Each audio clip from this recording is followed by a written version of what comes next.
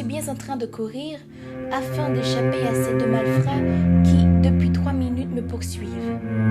Si vous pas camper n'a tiré, oui, crie une voix derrière mon dos. Brusquement, je m'arrête. Je n'arrive plus à bouger. Ce sont mes pieds. Et ils sont comme cloués au sol.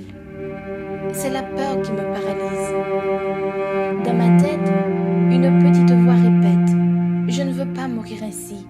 Je ne peux pas mourir ainsi. » Ils ont fini par me rattraper et sans descendre de la moto, ils m'ont barré la route. « Longez valise là, tout téléphone !»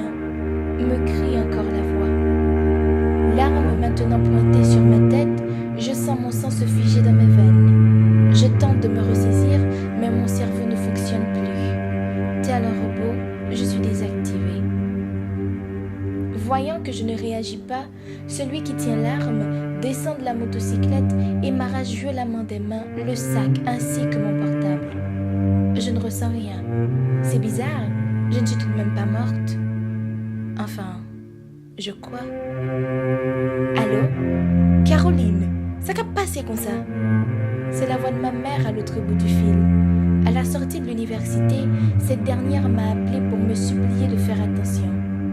Lors de sa sieste cet après-midi, elle a eu un songe dans lequel je me faisais attaquer et tuer. Comment aurais-je pu savoir qu'elle prédisait mon malheur? Ne t'en fais pas, maman. Je suis en route pour la maison.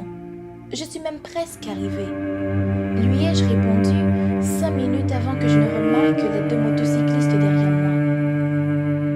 En entendant la voix sortir du téléphone, mon agresseur coupe aussitôt l'appel.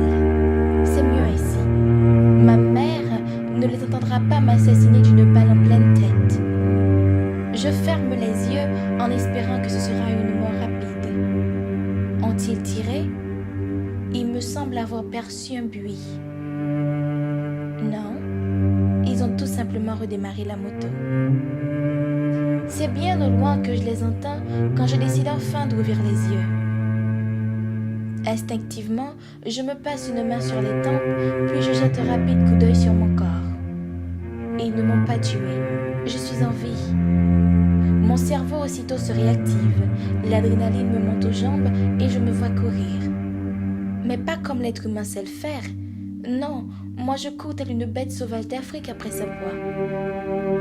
Et si je n'étais pas consciente de ma situation, je dirais que j'en suis devenue une. Dans ma course, de mes pieds s'échappent mes ballerines. Celles-ci n'ont pas su résister à la transformation. À présent déchaussée, je dévale l'impasse me conduisant à l'abri, la maison. Arrivée devant celle-ci, je me laisse tomber sur mes genoux. L'adrénaline m'a abandonnée. Quelques minutes plus tard, je m'entends pousser des cris et je me regarde tambouriner de toutes mes forces sur la barrière. Enfin, je perçois des bruits de pas. Quelqu'un arrive. J'essaie de garder les yeux ouverts, mais je n'y arrive pas. Ma tête se fait lourde, mon cœur bat à un rythme désordonné et je crois sentir mon âme quitter mon corps. Au loin, j'entends quelqu'un crier mon nom. Il s'agit peut-être de ma maman.